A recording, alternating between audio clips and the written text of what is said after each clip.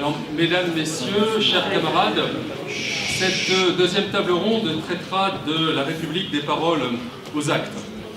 Alors, si nous pouvons nous mettre d'accord d'un point de vue liminaire sur une définition élémentaire de la République, c'est-à-dire que la République est un système politique dans lequel la souveraineté appartient au peuple qui exerce le pouvoir ou directement ou indirectement par l'intermédiaire de représentants élus, que ces représentants élus reçoivent un mandat qui est limité dans le temps et qu'ils sont responsables politiquement devant le peuple souverain ou devant la nation, que dans ce système politique il y a une séparation fonctionnelle des pouvoirs et qu'enfin les citoyens individus sont libres et égaux en droit. Une fois que nous avons posé cette définition liminaire, très rapidement se posent des questions fondamentales, des éléments qui doivent être précisés. Qu'est-ce que la souveraineté? Est-elle la souveraineté des citoyens, celle de l'État? Quelles en sont ses composantes? Qu'est-ce qu'un citoyen? Les droits déclarés sont-ils formels ou doivent-ils être concrets? Quelles sont les conditions d'une paix civile qui permettent à ce que nos citoyens acteurs s'expriment et légitiment les choix politiques de leurs représentants ou les leurs? Enfin, quel est le rôle de la laïcité dans ce système politique? Est-ce que c'est un principe administratif? Est-ce que c'est une pratique individuelle, collective? Est-elle une règle collective? Une croyance? Doit-elle être adjectivisée ou pas? Voici les sujets qui seront traités dans cette seconde table ronde. Je vais d'abord donner la parole à Madame Boudjalat, qui est enseignante, membre du MRC et auteur du livre Le Grand Détournement. Vous avez 10 minutes, Madame. Si je veux. Je présente. Je vous en prie. Bonjour et merci pour votre présence. La dernière phrase m'a beaucoup interpellée. Comment reconquérir les classes populaires? Et cette idée d'être décomplexé, c'est comme si on parlait d'un objet ethnographique étranger. Et comme si parmi nous, et c'est probablement le cas, il n'y aurait aucun représentant des classes populaires. Ça veut déjà tout dire de l'obstacle que l'on doit surmonter et de la difficulté qui est la nôtre. Alors j'aimerais commencer, histoire d'ancrer cet exposé dans le concret, par deux anecdotes. Ma mère me racontait que quand Mitterrand a été élu, dans notre quartier ghettoisé, sa voisine portugaise pleurait, se frappait le visage, hurlait en disant que Mitterrand élu, elle allait, et la formule m'avait toujours marqué, Mitterrand allait lui faire partir la culotte sur la tête. Et comme à cet âge-là, à peu près 12 ans, je raisonnais à peu près comme les journalistes du Monde ou de Libération, j'arrivais pas à comprendre, parce que je me disais, mais la gauche, c'est les gentils, c'est ceux qui aident, tout spécialement les immigrés, et puis la droite, c'est les méchants, c'est ceux qui sont hostiles. Mais non, finalement, les classes populaires, on a eu tendance à les considérer comme des clientèles captives, ce qu'elles ne sont pas. Elles aussi, elles font, Gérard Collomb dirait du benchmark, elles font attention aux réalités locales, et parmi mes deux frères, j'ai déjà deux frères qui ont voté Front National, et après Mélenchon aux dernières élections, sans se poser de problème particulier. Autre anecdote, les conditions de la naturalisation de ma mère. Elle a été reçue avant d'être naturalisée, et à la préfecture, ils lui ont posé des questions. Ils lui ont demandé si elle avait installé un sapin de Noël, si elle fêtait Noël. Et ils lui ont demandé quel était le surnom de Louis XIV. Et elle, paniquée, elle a répondu le roi lion. Alors moi qui suis prof d'histoire, j'étais mortifiée. Et elle me dit, mais je leur ai dit que si j'avais su qu'il y avait une interro, j'aurais révisé avec ma fille. Donc la naturalisation lui a été refusée, alors qu'elle est passée comme une lettre à la poste pour des amis à elle qui ne parlent pas français du tout. Donc j'ai fait une lettre de protestation, j'en ai même fait une tribune, et finalement, elle a été naturalisée quelques mois après, sans cette participation à la cérémonie, encore une fois par courrier. Une des questions qu'on doit se poser, c'est aussi qu'est-ce qu'être français? Qu'est-ce qu'être français? Et en République, être français, c'est remplir des conditions administratives. La République, c'est pas simplement une valeur, c'est d'abord un cadre institutionnel administratif. Et ça nous protège. Ça nous protège parce que ça empêche d'avoir des débats comme on a actuellement entre les Français de papier et puis les Français de souche. Et bizarrement, je pourrais vous citer Marion Maréchal Le Pen, mais je pourrais vous citer aussi le comédien Yacine Bellatar, qui régulièrement dit qu'il est plus français que Manuel Valls. parce que Manuel Valls s'est naturalisé. Dit qu'il est plus français que l'imam Chagoumi, parce qu'en plus il parle mieux français que lui. Non, il n'y a pas de degré de francitude. On est français, point à la ligne. Je suis aussi française que Clémenceau, et je suis aussi française que n'importe laquelle d'entre vous. C'est ça aussi la République. Et pas simplement en termes administratifs, c'est la valeur qu'il y a et que l'on peut y mettre. Donc c'est un cadre institutionnel et administratif. La laïcité, c'est pareil. C'est comme l'adjectif républicain, en fait. Oui, c'est un principe constitutionnel. Et à ce compte-là, il s'applique uniquement à l'État et à ses représentants. Et oui, la laïcité peut aussi être une valeur, c'est-à-dire un idéal moral que l'on choisit d'embrasser personnellement ou pas, mais qui n'implique absolument aucune coercition, aucune obligation, notamment pour la population. On a l'impression que la République, en fait, s'est réduite et s'est épuisée, comme disait Étienne Picard, à un ensemble d'instruments procéduraux que sont le vote et l'élection. Et là, les électeurs ne sont pas au rendez-vous au niveau de l'abstention, puis ils ne sont pas au rendez-vous au niveau de l'échec de la gauche, les échecs cuisants. Alors, on pourrait décider, ici, et ce serait une base de travail, de donner un contenu à la République. Parce qu'on est tous là à se dire républicains, regardez le nouveau symbole choisi par le Front National, avec cette croix de Lorraine. Et puis, accepter cette phrase qui va peut-être vous choquer un peu, mais qui est vraiment très intelligente, d'un linguiste qui travaille en Afrique du Sud, qui s'appelle Salazar, et qui écrit « La République, il nous faut convenir que la République est une forme forte de politique, une violence même faite au vivre ensemble. » Parce que maintenant, on est dans le vivre-ensemblisme, qui en fait est vivre les uns à côté des autres. La citoyenneté, la souveraineté, la laïcité, personnellement, j'en ai plein le dos de laïcité, vraiment. Et la preuve, c'est que c'est un objet juridique, et comme tous les objets juridiques, il est soumis à des jurisprudences. Et cette jurisprudence, elle est le fait de hauts fonctionnaires et à la fois d'un activisme judiciaire. Et quand ces hauts fonctionnaires sont comme Thierry Tuot, qui était au Conseil d'État, et qui a fait un rapport qui s'appelle « Pour une nation inclusive », dans laquelle il écrit, je cite mot pour mot, « Pour ce qui est de la fabrique de la nation, l'État n'a en définitive rien à y faire. Tout devra être délégué aux associations. » Voilà ce que disait ce haut fonctionnaire. Alors, au contraire, reprenons, citoyenneté, souveraineté, laïcité. Claude Nicolet, pour répondre à votre question, disait que la Révolution avait fait de nous des co-souverains, nous partageons la souveraineté. La République avait fait de nous des citoyens. Et finalement, c'est la loi qui est souveraine en République, quand on est en tout cas de gauche. Qu'est-ce qui nous manque pour être des citoyens égaux et fraternels? C'est ça la question. Citoyenneté, souveraineté, laïcité, ce sont des instruments procéduraux. Ce ne sont pas des fins en eux-mêmes, ce sont des outils légitimes à gauche.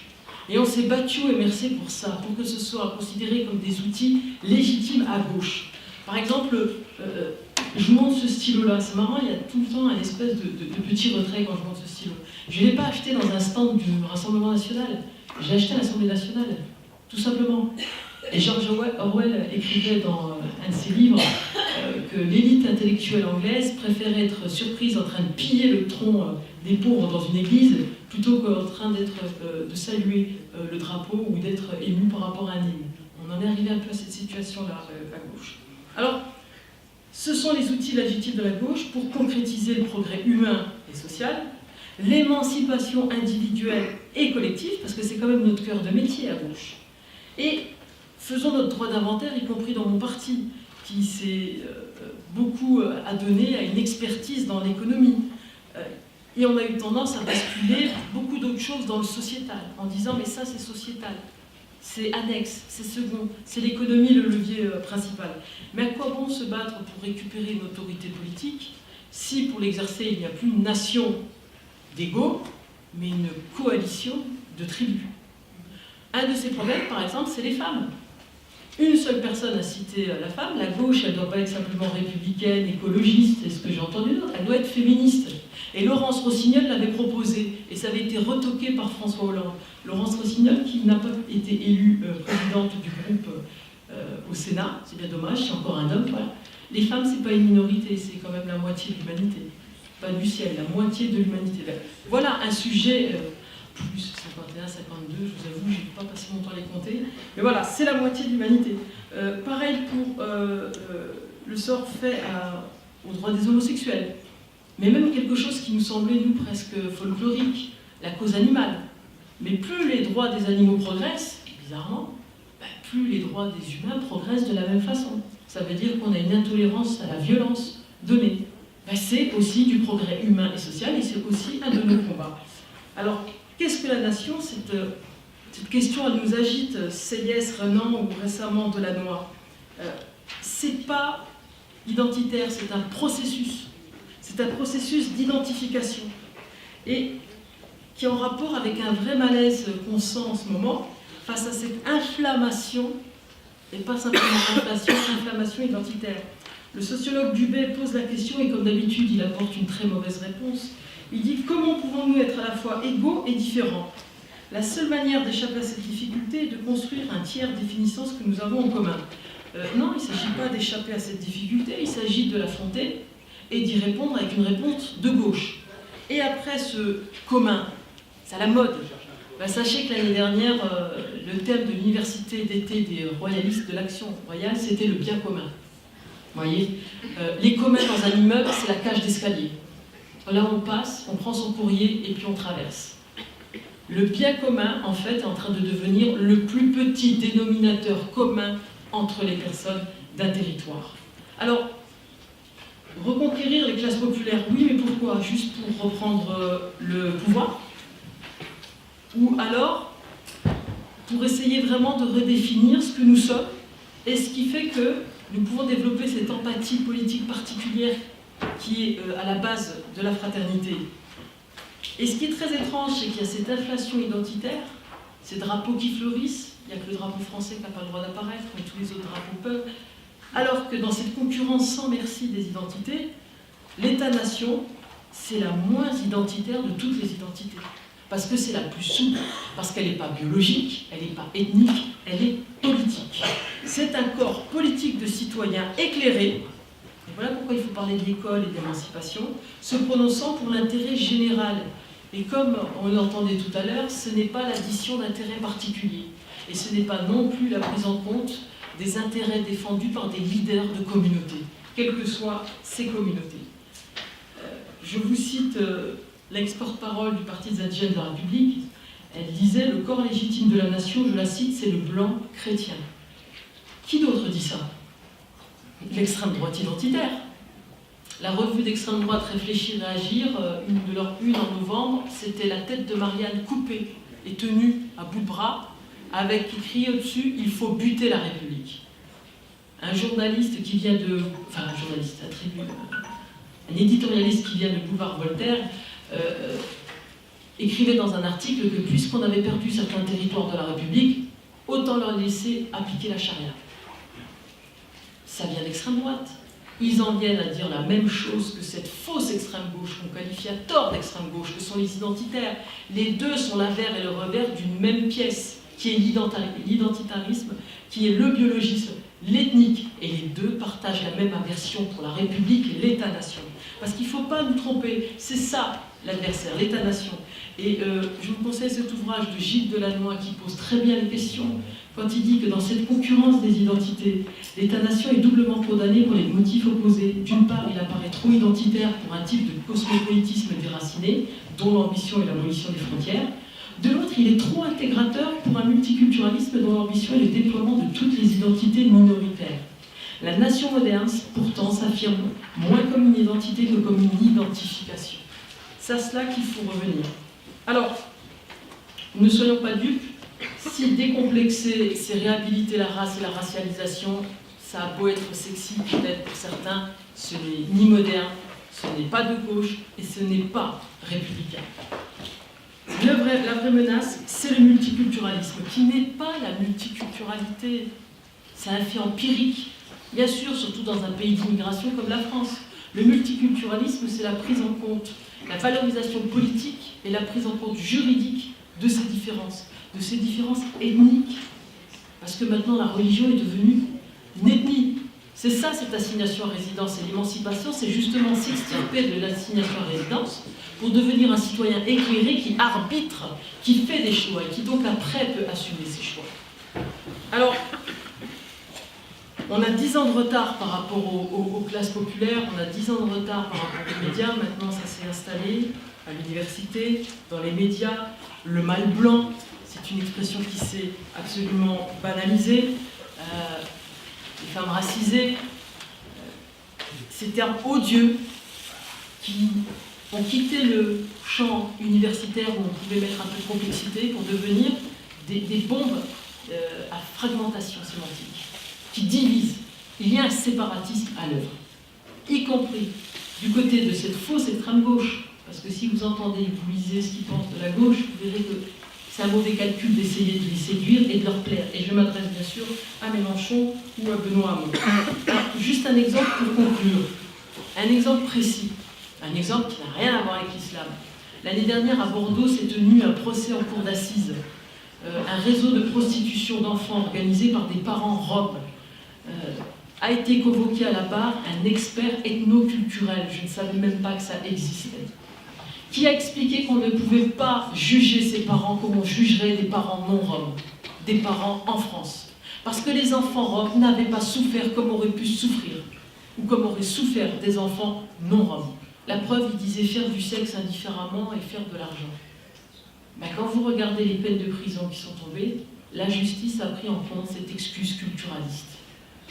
Osez me dire que ce n'est pas là, dans ces bons sentiments, cette fausse ouverture à autrui, cette condescendance que moi j'estime colonialiste, que ce n'est pas là que se niche le vrai racisme, de dire que ces enfants-là, qui pourtant sont nés ici, maintenant, sont nés ici, ce sont nos compatriotes, ne souffriraient pas de la même façon que nous.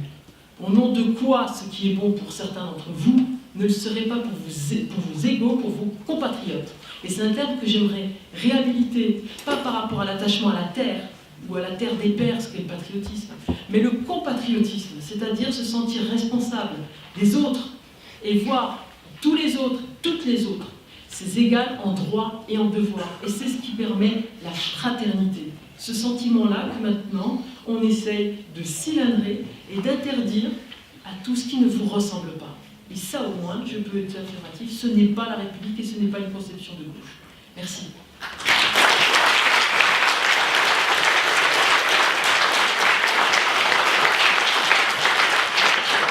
Je vous remercie. Je vais donner la parole à Gérald Andrieux, qui est journaliste et auteur de l'ouvrage « Le peuple de la frontière ». Bonjour, alors ce qu'il me vaut d'être ici présent devant vous, c'est d'être en fait le journaliste le plus idiot de la place de Paris, puisque j'ai eu cette mauvaise idée d'aller marcher pendant la campagne présidentielle dernière le long de la frontière de Dunkerque jusqu'à Menton.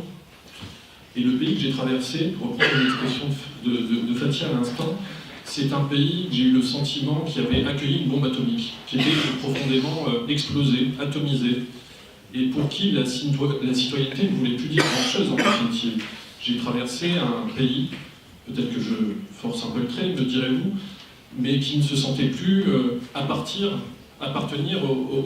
au reste de la France. Les problématiques qui étaient exposées durant cette campagne présidentielle n'avaient strictement rien à voir, en fait, avec leur quotidien. Il a été question d'un candidat Macron qui leur était profondément étranger. Alors il leur était étranger parce qu'il leur promettait une France qui demain irait mieux, parce qu'elle devait aller mieux. Il leur vendait un optimisme qui allait sur une sorte de méthode Coué. Il les invitait au mouvement alors qu'ils vivent finalement sur des territoires où le mouvement s'est arrêté depuis bien longtemps. Un exemple tout bête, je pense que ça va vous parler dans l'assistance. Je suis passé dans la ville de Fourmies. Ville de Fourmies où, évidemment, vous pensez aux fusillés du 1er mai. Dans la ville de Fourmies, le temps semble s'être arrêté il y a une quarantaine d'années, quand les dernières entreprises, les dernières filatures ont fermé. Dans la ville de Fourmies, le salaire horaire moyen est 3 € en dessous du salaire horaire moyen français. 3 € le salaire horaire. Dans la ville de Fourmies, on vous explique qu'il y a parfois jusqu'à 3 générations de chômeurs, qu'un enfant a du mal à se lever le matin, puisqu'il n'a pas vu son propre père se lever le matin, et qu'il n'a pas vu son grand-père lui-même se lever le matin pour aller travailler. Et donc se pose la question de comment ces gens-là peuvent-ils se sentir citoyens de notre pays. Ils se sentent méprisés, et c'est pour ça que je trouve l'intitulé de cette table ronde assez finalement presque comique, parce que des paroles aux actes. Ça voudrait dire que le diagnostic est déjà fait, qu'il ne nous reste plus qu'à agir.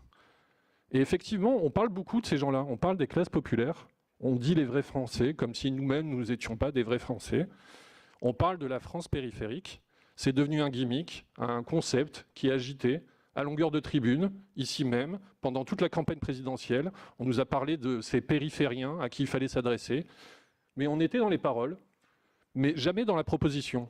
Encore aujourd'hui, nous avons un président des Républicains qui a décidé de s'adresser à cette France-là, mais finalement, derrière le concept, il ne met jamais rien. Mais la classe politique n'est pas responsable seule. Si j'ai entrepris ce voyage, c'est que je considérais que la représentation médiatique de ces gens-là aussi posait problème.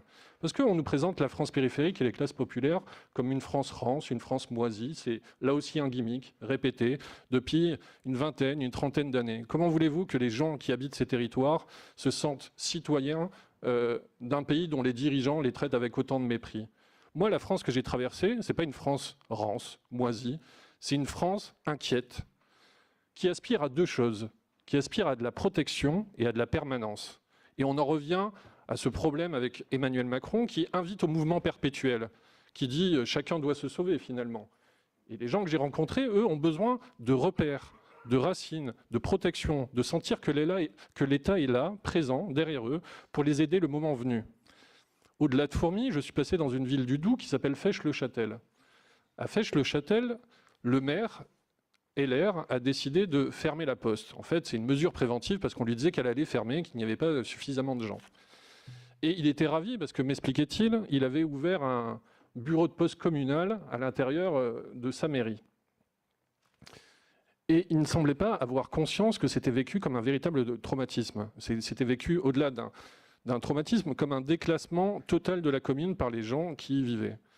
Et c'était pourtant simple à comprendre. La poste, c'est ce qui vous relie au reste du monde. La symbolique, elle est compréhensible par tout le monde. Mais lui était ravi parce qu'il avait finalement préservé un service en ouvrant une sorte de bureau de substitution à l'intérieur même des murs de sa mairie. Ce qu'il ne savait pas, mais moi j'avais lu une étude avant de me rendre à Fesches-le-Châtel, c'est qu'il y a une étude de l'IFOP qui a testé la présence et l'absence de commerce et la présence et l'absence de services, et met ça en regard avec le vote Front National aux européennes de 2014.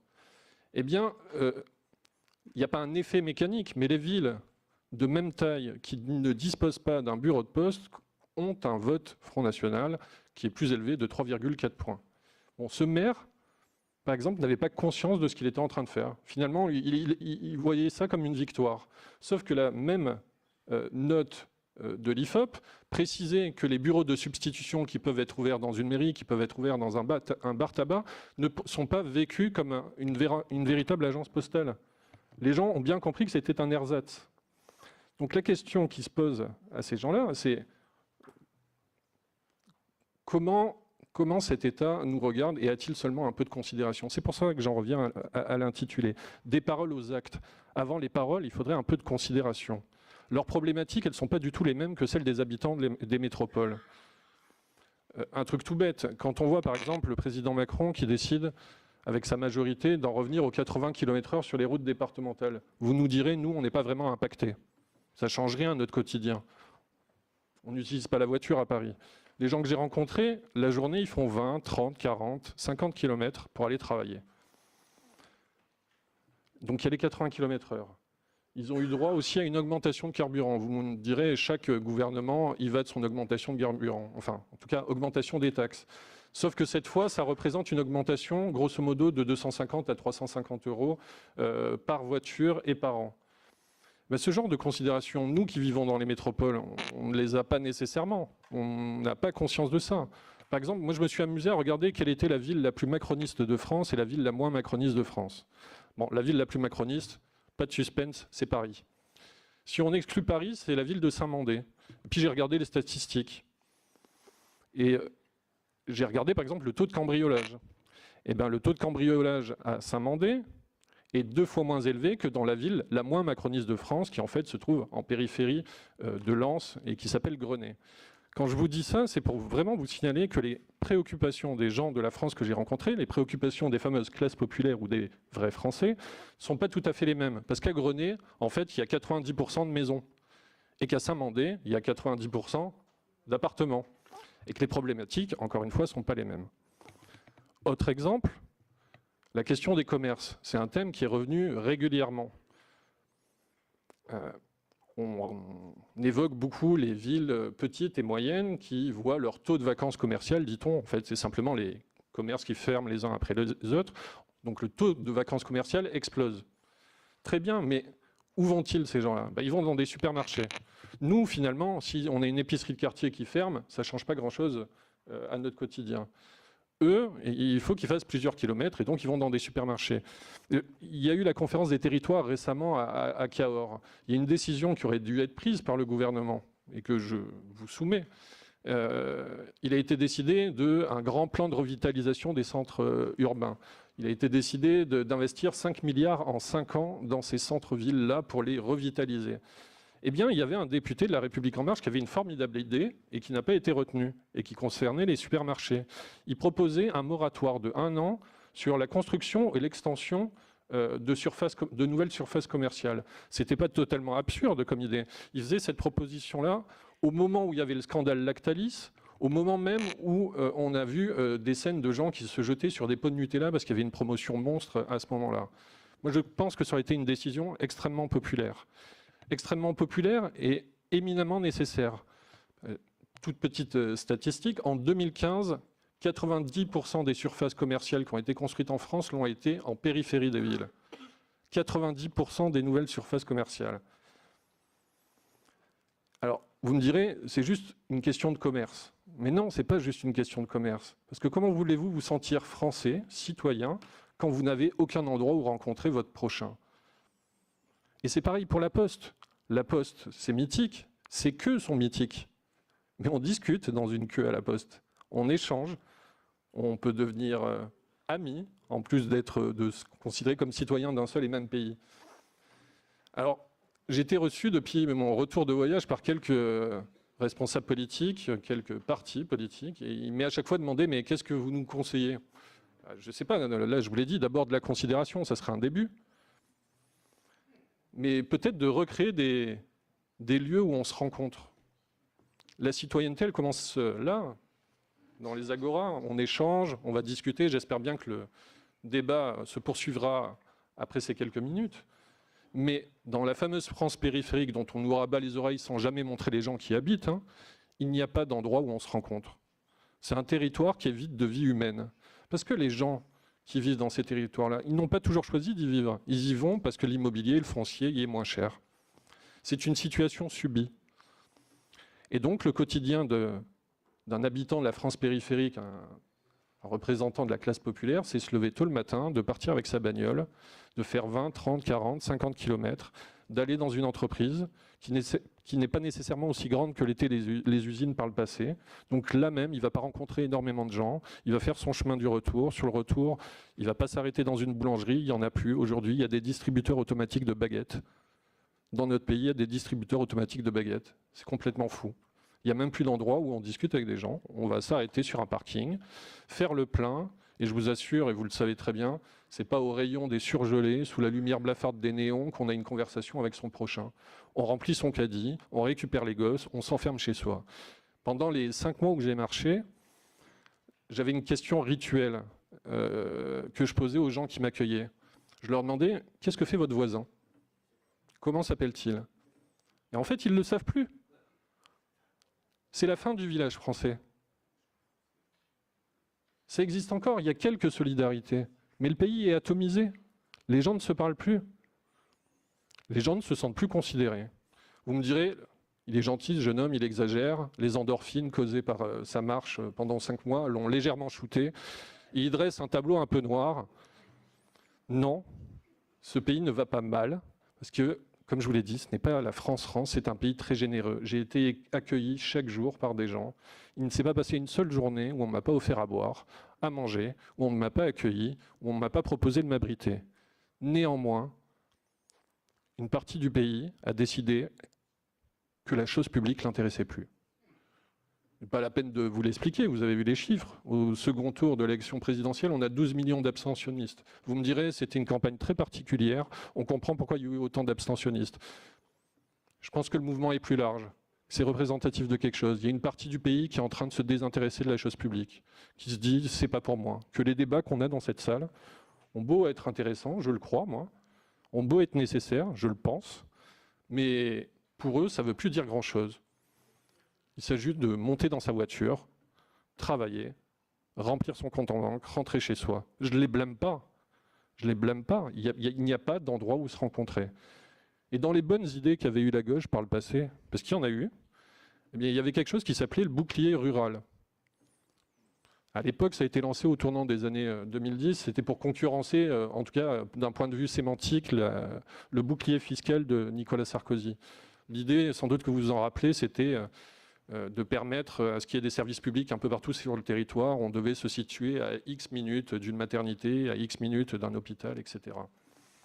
Eh bien, sans doute qu'il faudrait réhabiliter cette idée-là, puisque sous le quinquennat précédent, on a créé des maisons de santé, mais je suis persuadé que les maisons de santé, comme le bureau de poste communal, n'est pas considéré comme un véritable hôpital ou un véritable service de santé. Donc, recréer des endroits où les gens se rencontrent, recréer des endroits où les gens discutent. Et la citoyenneté, elle va pouvoir prendre forme dans ce genre d'endroit. Je sais que ça prend du temps, je sais que ce n'est pas des solutions qu'on peut vendre à des responsables politiques, parce que ce qu'ils veulent, c'est des mesures slogans, applicables immédiatement. En fait, le problème, c'est que les mesures slogans, elles existent déjà. C'est de parler de la France périphérique sans jamais la considérer. Je crains de m'arrêter ici.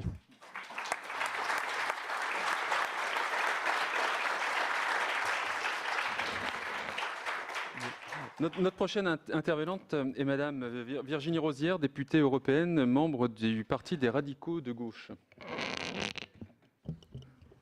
Merci beaucoup. Je vais juste compléter la présentation pour ceux qui ne sont pas au fait des dernières péripéties. Donc les radicaux de gauche, ce sont les ex-membres du Parti radical de gauche qui ont refusé de rentrer dans une logique de ni droite ni gauche et qui réaffirment fièrement leur appartenance à la gauche, d'où ma présence aujourd'hui ici. Et donc difficile exercice de prendre la parole après un exposé aussi intense.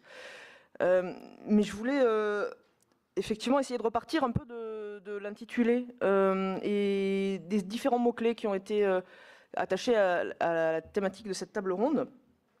Parce que c'est vrai qu'on oppose, ça a été dit dans le discours introductif, on oppose souvent dans notre conception républicaine universaliste à la fois cette égalité, cet universalisme théorique et puis l'exercice réel de l'appartenance à, on va dire, la communauté nationale ou à cette communauté républicaine.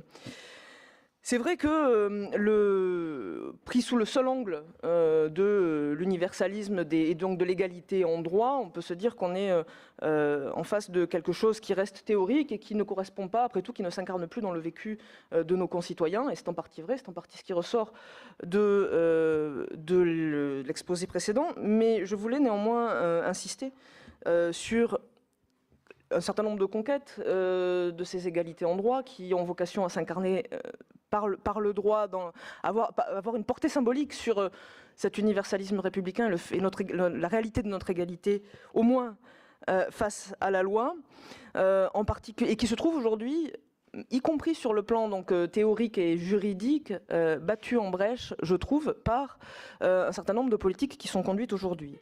Je pense en particulier au fait que dans cette dimension républicaine, la dimension de l'état de droit, la dimension de notre égalité devant la loi, de notre capacité à opposer le droit à toute forme d'arbitraire, est quand même une des briques essentielles de ce qui constitue notre République. Et il est, de ce point de vue-là, préoccupant de voir que des éléments aussi fondamentaux que la liberté d'association, la liberté d'aller et de venir, la liberté de se voir, la séparation des pouvoirs dans l'exercice de nos libertés se trouvent de plus en plus endommagés avec un certain nombre de dispositions liberticides de plus en plus intrusives. Et aujourd'hui, la légitimation dans le discours et dans la loi d'un arbitraire policier dont nous mesurons sans doute assez mal à quel point cet arbitraire nous menace tous.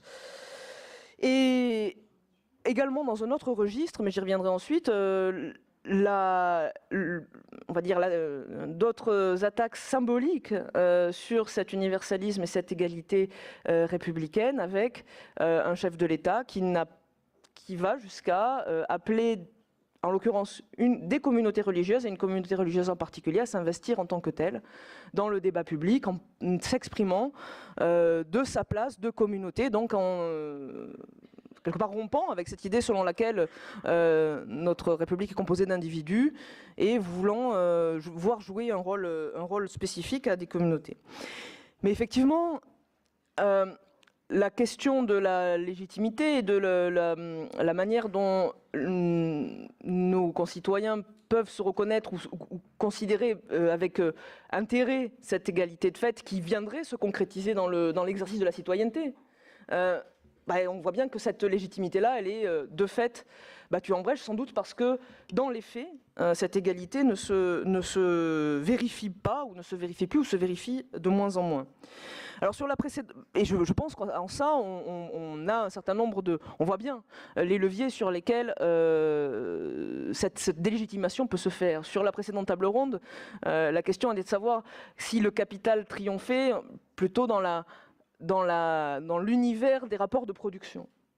Mais on est aussi obligé de considérer aujourd'hui que le capital est en passe de triompher, voire triomphe, non seulement dans le rapport de force dans l'univers de production, mais aussi dans le rapport politique. Aujourd'hui, combien de décisions politiques sont préemptées, subordonnées, organisées au bénéfice exclusif de puissances économiques, en faisant passer au second plan, quasi explicitement d'ailleurs, et c'est revendiqué, des questions d'intérêt général, la considération d'une forme d'égalité, d'accès à un service ou d'exercice, et même d'exercice d'une liberté. En particulier, comment considérer que nous vivons effectivement dans un monde dans lequel on respecte ce principe d'égalité lorsque vous avez, par exemple du point de vue de la fiscalité, autant de régimes dérogatoires, plus ou moins légaux, en tout cas considérés avec complaisance, qui font que selon la force de votre rapport de force économique, vous allez être une entreprise qui va s'acquitter ou un particulier d'ailleurs, qui va pouvoir éviter une grande partie, voire la totalité de sa contribution aux ressources de notre pays. C'est vrai que dans ces conditions-là, c'est difficile de considérer légitime une organisation qui n'est pas capable de soumettre chacune de ses composantes aux mêmes exigences. L'autre volet, ça a été abordé, c'est justement du fait de la prégnance des logiques de rentabilité, de la technocratisation de l'approche autour des services qui sont rendus aux citoyens, qui pour grande partie étaient des services publics, qui se voient petit à petit confiés à la sphère privée. On diminue l'accès à ces services, on délégitime toute une partie de la population dans sa capacité à accéder à ces services, parce que non rentables, parce que pas suffisamment importantes, et donc effectivement on fragmente, on décompose, on déconsidère une partie de nos populations en fonction de différents critères, son appartenance, enfin c'est les catégories socio-économiques, mais aussi l'emplacement géographique, la typologie de quartier ou de zone urbaine. Et donc, de fait, dans l'exercice réel de l'égalité, dans l'accès aux services, on fragmente et on définit, on organise différents types de populations. Et il est surprenant quand même de constater à quel point l'aveuglement et le caractère absolument destructeur de cette fragmentation et de cette discrimination totalement décomplexée à partir du moment où elle intervient sur la base de critères de rentabilité économique, de voir comment on ne mesure pas le caractère absolument destructeur de cette fragmentation-là. Je crois que le dernier exemple qu'on a en date, et qui je pense est en train de faire des ravages, alors qu'on a pourtant un président de la République qui fait tout ce qu'il peut pour aller séduire la jeunesse aujourd'hui dans les quartiers de la politique de la ville, c'est Parcoursup et la sélection à l'université.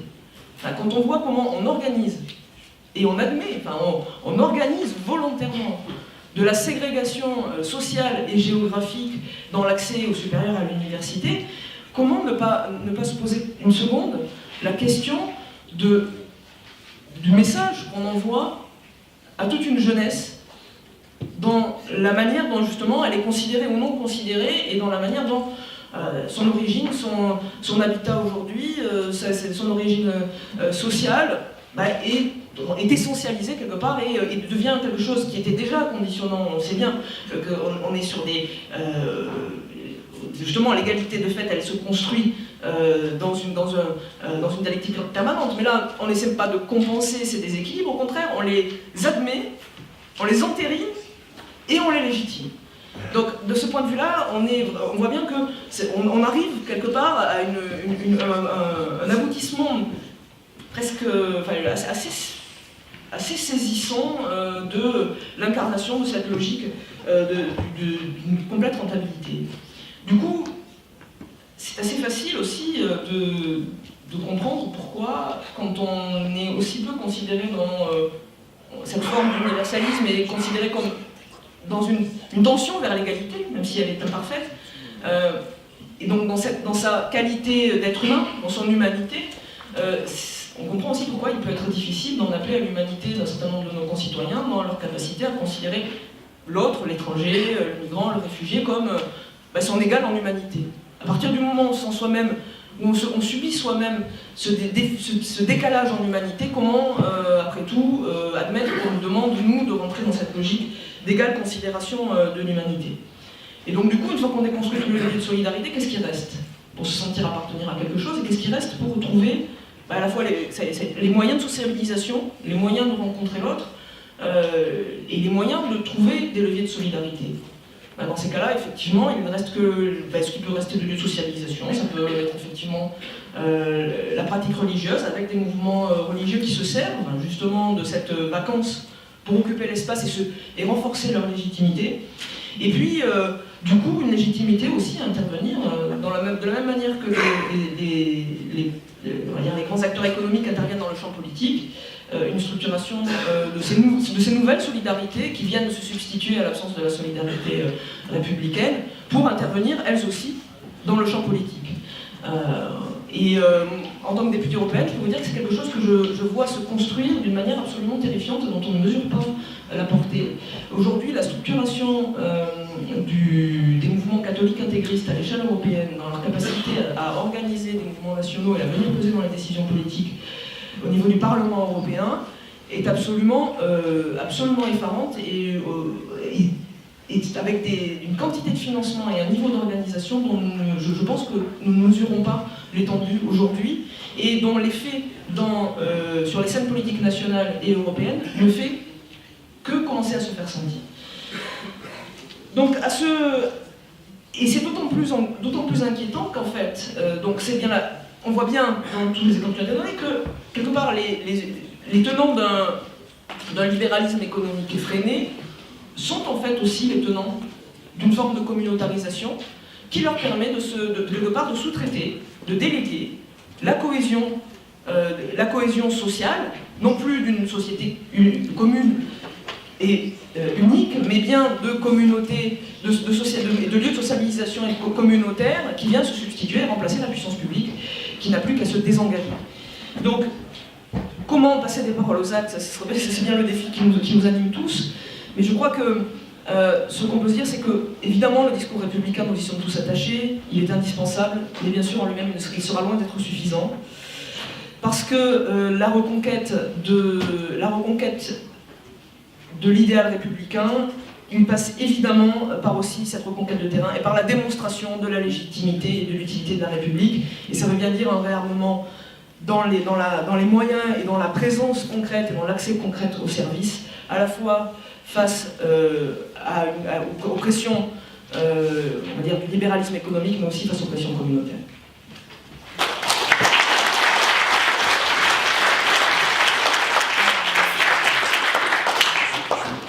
Je vais donner la parole à Jérôme Sainte-Marie, politologue, président de Polling Vox et auteur du Nouvel Ordre démocratique. J'ai vu que c'était votre dernier ouvrage. Absolument. Bien, bonjour, on fait extrêmement bref, non seulement parce qu'on est tous fatigués, qu'on a envie de poser des questions, mais également parce que finalement, sur le sujet qui m'est posé, c'est-à-dire citoyenneté, république et laïcité, du point de vue de l'opinion, et si on regarde toutes ces données d'opinion, au risque de vous décevoir, eh bien, ça ne va pas si mal. Ça ne va pas si mal. Si on interroge les gens sur la République, ils sont pour, imaginez-vous, la citoyenneté, ils n'ont rien contre, et la laïcité, ils y sont de plus en plus attachés. Évidemment, c'est un phénomène réactif par rapport à des menaces nouvelles. Il y a d'autres bonnes nouvelles également. les gens vont voter. Alors évidemment, on peut dire, tiens, j'ai entendu qu'il y avait de l'abstention, qu'il y avait tout cela, mais le vrai mystère n'est pas de savoir pourquoi les gens ne vont pas voter, c'est bien sûr de savoir de manière constante pourquoi les gens vont voter. Ils vont voter à la présidentielle. 80% des Français inscrits sont allés voter. Je trouve ça tout à fait anormal, fondamentalement. Surtout après 2008, ils sont allés voter, nous sommes allés voter en 2005, pour la seule fois dans mon existence, je crois avoir été majoritaire. 3 ans après, on m'a expliqué que je me trompais, donc j'en suis tenu là, et maintenant, je n'ai plus d'opinion sur rien. Donc, les Français, si vous voulez, après cette histoire de 2008, continuent, contre vent et marée, à aller voter. Alors c'est important, parce qu'en 2008, ça n'a pas été voté par la droite, hein, le traité, c'était voté par la droite et la gauche. Il faut quand même se parler sérieusement, parce que les gens comprennent des choses. Les électeurs sont tous égaux, sont tous aussi intelligents, et quand les gens vont voter, imaginez-vous, on vote tous, on est aussi tous aveugles ou tous aussi intelligents en allant voter. Et bien malgré tout, les Français veulent y croire. Malgré 2008, ils continuent à aller voter au premier tour. Ils vont même voter au second tour, imaginez-vous. Contre un danger fasciste totalement fantasmé, eh bien, il y a quand même, les gens vont quand même voter. Il ne faut pas oublier quand même qu'un tiers des Français ont voté pour Marine Le Pen, hein, malgré tout. Mais enfin, ils sont allés voter. Après, aux législatives, ils ont commencé tous à être un peu fatigués, et donc, effectivement, ils sont un peu moins votés au premier tour, et quasiment pas au second. Mais c'était la logique même, on savait que les jeux étaient faits de toute façon. Donc, évidemment, pour nous, en tant que sondeurs, et puis en tant que candidats ou élus, c'est un peu décevant, mais si on veut bien considérer que la République ne consiste pas, et la démocratie, essentiellement à faire vivre les élus et les sondeurs, c'est assez normal que le citoyen, si vous voulez, se dise que quand il n'y a pas d'enjeu, ben, il ne va pas voter. Encore une fois, je suis très sérieux. Hein.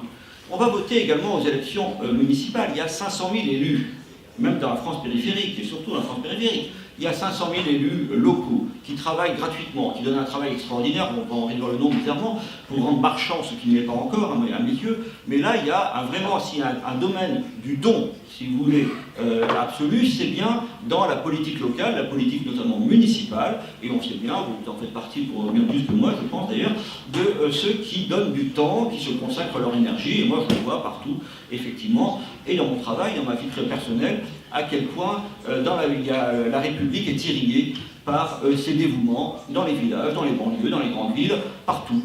Les gens donnent un temps considérable, et non pas simplement, comme on le répète souvent un peu par démagogie dans les associations, mais également dans les cadres républicains, notamment, encore une fois, le cadre du conseil municipal. Donc bon, évidemment, ça ne va pas si bien que ça, je vous le rassure, donc on va parler un petit peu de ce qui va moins bien, mais encore une fois, la vitalité républicaine est forte, et on entend beaucoup de critiques qui, moi, parfois, me laissent un peu pantois, et y compris dans les débats télévisés auxquels je peux participer parfois, parce que c'est pas si évident hein, de parler d'une crise profonde de la République en France aujourd'hui. C'est comme quand on parle, je crois que Christophe Rimbaud l'a plus ou moins développé d'ailleurs tout à l'heure, mais je crois, oui, d'autres, mais là aussi il faut être aussi très prudent quand on parle des ravages qu'a effectué le libéralisme dans le pays, des ravages du capitalisme, etc. Parce que ça prépare les gens à abandonner tout ce qu'ils ont encore. Et je suis toujours un peu étonné, moi, de voir justement la facilité avec laquelle les milieux qui sont les nôtres se livrent à des critiques extrêmement radicales d'une société qui a quand même été largement influencée par les courants ouvriers, tout cela. Encore une fois, que la gauche universitaire le fasse, c'est normal, c'est son boulot. La gauche universitaire, il n'y a pas universitaire, ils sont de gauche ici, parmi là, mais je pense, moi, dans mon secteur en sciences sociologie politique, qui mime sur ce sujet, comme sur le sujet d'ailleurs qui a trait à la laïcité, au communautarisme, que la gauche universitaire mime systématiquement. Je pense, si on veut avoir une idée, je pense à Édouard Louis, par exemple, qui est ma tête de turc de la semaine, et de tous ceux qui le soutiennent, justement, que cette gauche universitaire qui mime les canons anglo-saxons soit là à décrire le racisme d'État, le fait qu'on est ravagé par le libéralisme, etc. Tant mieux, ils ne sont pas au pouvoir, ça les occupe et ça les fait bien voir de leur tuteur américain. Genre, c'est pas gênant et d'un point de vue de la notification internationale pour ces universitaires de haut rang, c'est très très bon en termes de publication. Donc encore une fois, c'est normal, c'est bien. Mais que nous, qui sommes davantage d'une manière ou d'une autre, et moi même dans mon activité commerciale, mais au fond c'est quand même le cas, en prise avec la pratique réelle et avec le vécu des citoyens, on n'est pas obligé d'adopter des canons aussi catastrophistes qui reviennent du coup à abandonner son combat, des choses qui tiennent encore. Alors évidemment, il y a eu autre chose également, sur ce qui va bien, sur l'offre politique. Alors là, compris que je suis en train un peu de m'endormir, j'essaie de réveiller tout le monde, mais je vais encore une fois marcher sur des œufs avec fracas. Au niveau de l'offre politique, vous avez quand même des preuves de l'attachement de tous, ou presque, aux notions de république, de nation et de laïcité. On va partir par prudence, par plus à gauche. Un des grands phénomènes qui a fait du tort à certaines formations représentées ici, mais un des grands phénomènes du premier tour de la présidentielle a quand même été le succès relatif de la France insoumise. Arrêtons-nous un instant, famille politique qui est quand même largement issue de la centre-gauche, etc. Attachons-nous un instant à son nom. On parle des insoumis, on parle de la soumission, etc. Mais il y a un truc très nouveau dans ce courant idéologique et politique, c'est la France. C'est-à-dire qu'effectivement, qu'on ait remplacé à un moment donné dans ce courant la notion de, je pense que c'était le Front de gauche, sans doute, ou le Parti de gauche, et c'est devenu France insoumise. Alors insoumis, il faut oublier France, mais c'est bien France insoumise. Et le succès relatif de cette formation a aussi tenu au fait que la Marseillaise était chantée et que le drapeau français était brandi. Ça dit des choses. Ça ne dit pas forcément que dans ce courant-là, ces éléments sont très pérennes et qui ne peuvent pas être victimes au fil du temps d'une forme de gauchisme culturel qui ne demande qu'à revenir. Donc je ne suis pas en train de faire de la propagande sous faux pavillon pour cette formation, loin de là. Mais en tout cas, au niveau du phénomène d'opinion constaté très concrètement à l'élection présidentielle, il y avait eu un phénomène qui montre l'attachement, y compris dans cette formation, dans ce courant politique, à ces notions de France et de nation. On peut aller plus loin très rapidement. Le parti de droite tant honni s'appelle les Républicains. C'est pas si mal. C'est pas la première fois chez eux, mais autrefois c'était pour faire oublier ce qui ne l'avait pas été. Aujourd'hui, c'est sans doute parce que c'est bien valorisé dans l'opinion. Même si on allait au-delà et plus à droite que les Républicains, mais je n'irai pas, on est quand même sur Facebook, eh bien, on a tout de même aussi des éléments d'évolution où on voit bien que même dans des familles qui autrefois, dans des courants idéologiques, qui autrefois vomissaient la République, ses symboles, et au-delà, eh bien, on a là aussi une réappropriation, qu'on le veuille ou non, de ces symboles républicains. Il serait facile à faire, mais on n'a pas le temps, de montrer que face à des élites qui, pour des raisons à la fois idéologiques, culturelles, un peu la classe créative, vous savez, la classe internationale, la classe créative, qui est notamment décrite dans un bouquin qui vient de sortir de Thomas Frank, Pourquoi les riches votent à gauche, que je vous conseille, eh bien, évidemment, ces gens qui se projettent dans un univers mondialisé, ça a tellement, c'était original il y a quelques années, ce thème-là, maintenant, ça a été tellement été dit que j'insiste pas, mais qu'évidemment, eux n'ont pas un intérêt pratique, ni culturel, ni idéologique, au fond, à la pérennité de la nation en tant qu'espace souverain. Eux, ils ont un intérêt au contrôle de l'État, pour pouvoir faire les changements nécessaires. Mais ils n'ont pas d'intérêt, en réalité, à pérenniser la nation, ni à avoir, au-delà de ces aspects régaliens, une conception trop inclusive de la République. Donc eux s'en détachent. Mais inversement, la population française réclame, et ça se voit dans les sondages, je vais vous montrer un seul sondage qui le montre, c'est le sondage de la Commission nationale des droits de l'homme, qui montre d'ailleurs un déclin du racisme et de l'antisémitisme, contrairement à ce qu'on dit, un attachement très fort aux symboles républicains, un attachement très fort à tout ce qui peut nous éviter la guerre civile que chacun redoute, sous des formes plus ou moins larvées, eh bien, dans le peuple français, on a bien cet attachement très fort à la République. Sauf que ça prend très souvent une expression de votes qui sont qualifiés de populistes. C'est-à-dire que les partis qui sont considérés par la doxa comme attachés à la défense des républiques, souvent, ils sont de moins en moins, enfin parfois un peu indifférents, alors qu'inversement, on voit venir du pays, à travers ce vote dit populiste, ici comme ailleurs, un attachement non seulement à la nation, mais aussi probablement à la République. Alors très rapide, je voulais être rapide, mais je ne suis pas tant que ça, donc je continue quelques minutes, malgré tout, sur les menaces qui viennent, effectivement, sur les menaces qui viennent et telles qu'elles sont perçues par l'opinion. Il y a plusieurs choses qui peuvent jouer, à mon avis, effectivement, de manière très négative. La première chose, c'est que la République est un idéal, mais si elle s'est implantée en France, c'est aussi parce qu'elle a amené une amélioration des conditions et une promotion sociale massive dans des catégories non seulement rurales, mais plus généralement.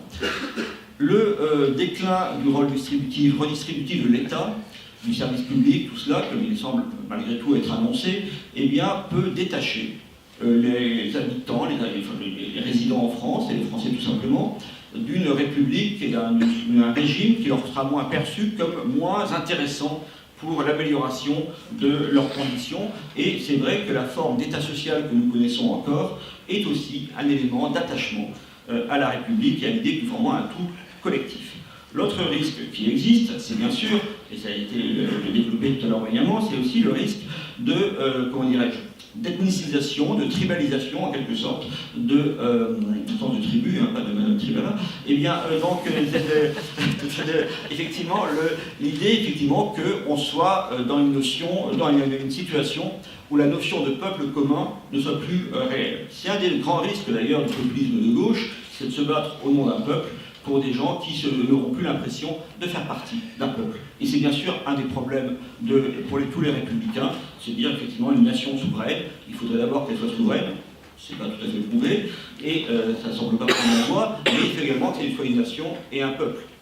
Et ici, effectivement, on a des phénomènes de différenciation, de séparatisme, comme ça a été dit, ce qui est extrêmement perceptible dans des études, pas encore nationales pour l'essentiel, mais surtout locales, eh bien, que ce soit sur certaines catégories de population ou certains endroits, eh bien, effectivement, cette forme de séparatisme, aussi bien d'ailleurs, voire plus par le haut que par le bas, peuvent être un ferment d'affaiblissement très important de la République. Et enfin, un dernier point qui joue puissamment, qu'on n'a quasiment pas cité, c'est bien sûr la question de l'immigration et des frontières. Ça, je vais me cacher lâchement derrière Régis Debray pour en rappeler la pertinence. Cette question des frontières et donc du respect des frontières est un sujet qui est devant nous. Toute dernière chose, ça sera ma conclusion. La seule chose qui me gêne un tout petit peu pour m'exprimer devant vous, c'est l'association des mots de gauche et de républicaine. Non pas que la gauche ne soit pas républicaine, mais comme je vais essayer de le montrer dans mon livre il y a 3 ans, il y a un nouvel ordre démocratique qui se met en place entre justement les mouvements, disons, ouverts à la mondialisation et à l'Europe, et les mouvements plus populistes attachés à la souveraineté, et force est de constater que la gauche est divisée, on va dire, au moins aussi fortement que toutes les familles politiques par ces deux choses-là, et que plus ça va, et de ce point de vue-là, mon point de vue est précisément celui des Français. Aujourd'hui, seuls 20% des Français se considèrent comme étant de gauche. Je ne vous parle même pas des résultats du premier tour de la présidentielle. 20% des Français se considèrent comme de gauche. Et la moitié sont des positions qui ne sont pas du tout les vôtres. Donc, si vous voulez, la refondation de la gauche et de la gauche républicaine est un vœu qui, intellectuellement, est tout à fait louable, d'autant plus qu'il ne semble pas correspondre à un objectif électoraliste évident.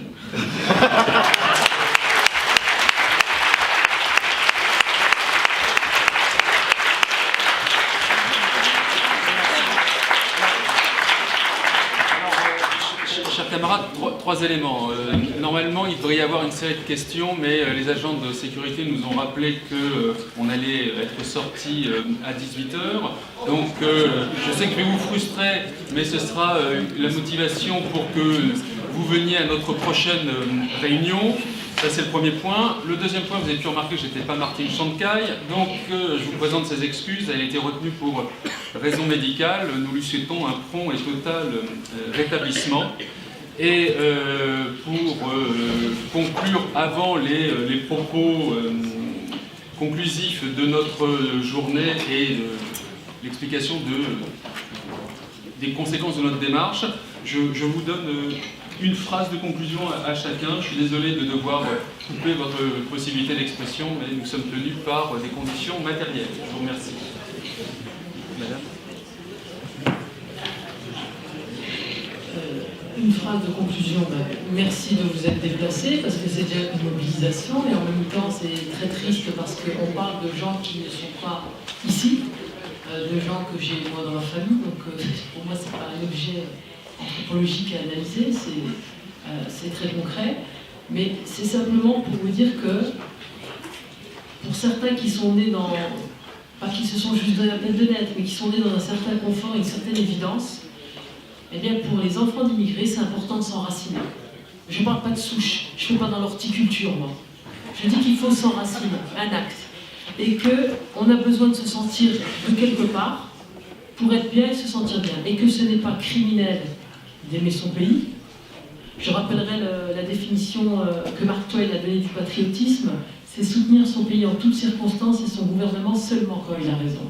Donc, on me renvoie souvent l'idée, j'essuie des termes très sympathiques comme blanchi, comme Gunti, les graisses de maison, islamophobe raciste. Vous comprenez? Parce que la liberté, l'individu, c'est pas parce qu'on est de gauche qu'on ne reconnaît pas les droits individuels et les qualités individuelles, et la trajectoire, et l'arbitrage, et les choix que l'on peut faire. Les lieux de sociabilité, moi je ne veux pas que ce soit des lieux religieux, des lieux communautaires. L'empathie, c'est pas envers ceux qui nous ressemblent, c'est envers ceux avec qui on s'assemble politiquement. Et moi, je suis fière, et je trouve ça mais tout à fait normal de dire j'aime la France, j'aime la République française qui me permet de me sentir votre égal et votre compatriote. Merci.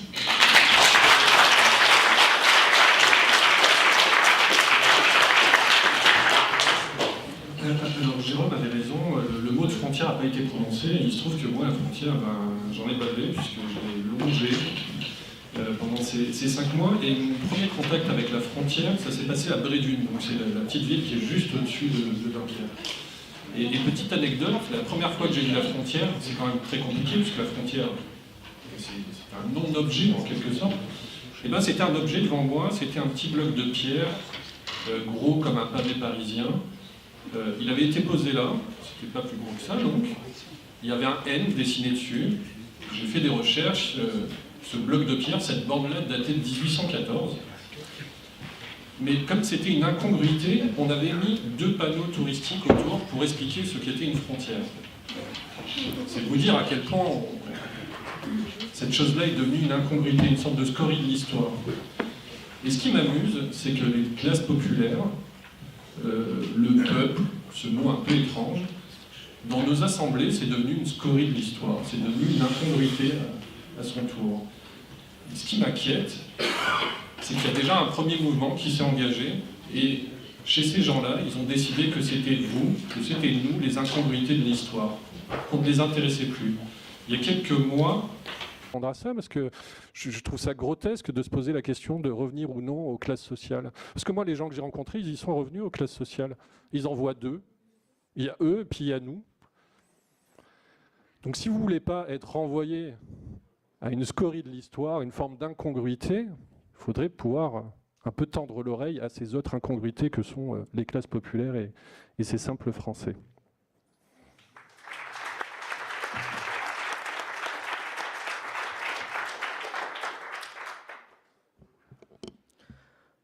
Bon, toujours difficile de prendre la parole, surtout après ça. Donc moi, je serai très brève. Je voulais remercier les organisateurs d'avoir monté cet événement, de m'y avoir convié. Vous remercier d'avoir été présent et vous dire que je pense que c'est un moment important et intéressant d'une démarche que nous devons avant tout entreprendre en toute humilité, parce que les choses qui ont été rappelées ici et juste à l'instant, effectivement, nous y invitent. Et que c'est sans doute aussi la nécessité d'un exercice difficile qui est de savoir remettre en question nos certitudes tout en restant parfaitement en phase, malgré les difficultés et malgré les ébranlements successifs que nous avons connus, en phase avec nos valeurs profondes. Donc ça n'est comme une première étape et un premier moment, mais important et encore une fois très agréable. Encore une fois, je remercie particulièrement mon ami Emmanuel. Et donc le travail devant nous, et c'est dans cet état d'esprit-là que nous devons nous y atteler. Je vous remercie.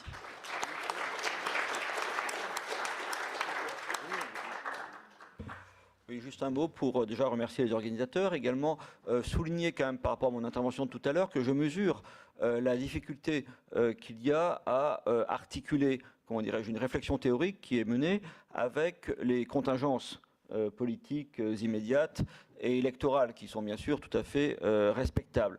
La seule indication que je voulais faire passer tout de même, c'était que de ne pas faire très attention quand même sur le fait que les signifiants habituels, ce que j'entends depuis, ce qu'on entendait déjà dans le début des années 90 lors de la refondation de la gauche, encore une, eh bien à quel point ces signifiants sont aujourd'hui terriblement usés dans le public, y compris le public qui s'intéresse encore, et c'est le cas de ça.